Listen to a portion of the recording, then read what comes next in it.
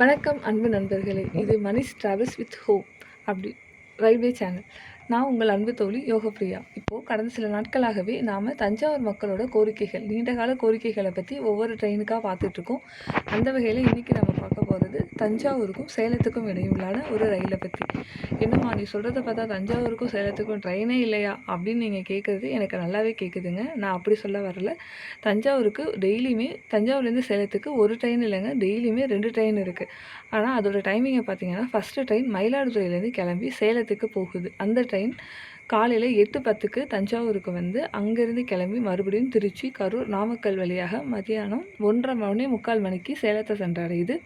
அதேமாதிரி கடலூர், மைசூர் இடையிலான ரயில் எக்ஸ்பிரஸ் வந்து சாயந்தரம் 7 மணிக்கு தஞ்சாவூர்லேருந்து கிளம்பி திருச்சி, கரூர், ஈரோடு, சேலம் அப்படிங்கிற ரூட் வழியாக போயிட்டு 12:30 மணி, அதாவது மிட்நைட் 12:30 மணிக்கு சேலத்தை போய் சென்றடையுது. இது போக weekly once Vasco da Gama express, இது கோவாவுக்கு போகிற எக்ஸ்பிரஸ்.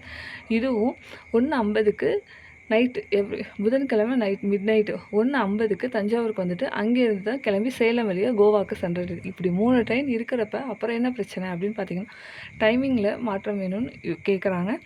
அதாவது இந்த ட்ரெயின் காலையிலையும் நைட்டுக்கும் ட்ரெயினுமா இருக்குது. மதிய டயத்தில் ஒரு ட்ரெயின் கூடுதலாக இருந்தால் இன்னும் நல்லாயிருக்கும் அப்படிங்கிற மாதிரி அந்த ஊர் மக்கள் எதிர்பார்க்குறாங்க. அதாவது காலையில் 7 மணிக்கு சேலத்துலேருந்து கிளம்புற ட்ரெயின் நாமக்கல், கரூர், திருச்சி வழியாக தஞ்சாவூருக்கு வந்துச்சுன்னா 12:30 மணிலேருந்து 1 மணிக்குள்ளே இங்கே ரீச் ஆகிடலாம். இங்கேருந்து மறுபடியும் அதே ட்ரெயின் 2 மணிக்கு கிளம்புனுச்சுன்னா அதே ரூட்டு திருச்சி, கரூர், நாமக்கல் வழியாக கிளம்புற ட்ரெயின் நைட்டு 7 மணிக்கு சேலத்துக்கு போயிடும். இங்கேருந்து காலேஜ், கல்லூரி இந்த மாதிரி போகிற பெண்கள், குழந்தைகள், அது போக பொதுமக்களும் வணிக ரீதியாக போகிறவங்களுக்கும் இந்த டைமிங்கில் இருக்கிற ட்ரெயின் ரொம்ப யூஸ்ஃபுல்லாக இருக்கும் அப்படிங்கிறது தான் அவங்களோட கோரிக்கையாக இருக்குது. இந்த கோரிக்கை ஏற்றுக்கொள்ளக்கூடியதாகவும் இருக்குது. இதை பற்றி நம்ம எதுவும் சொல்ல முடியாது, ரயில்வே டிபார்ட்மெண்ட் தான் யோசிக்கணும். ஓகே மக்களே, அடுத்த வீடியோவில் கண்டிப்பாக உங்களை சந்திக்கிறோம்.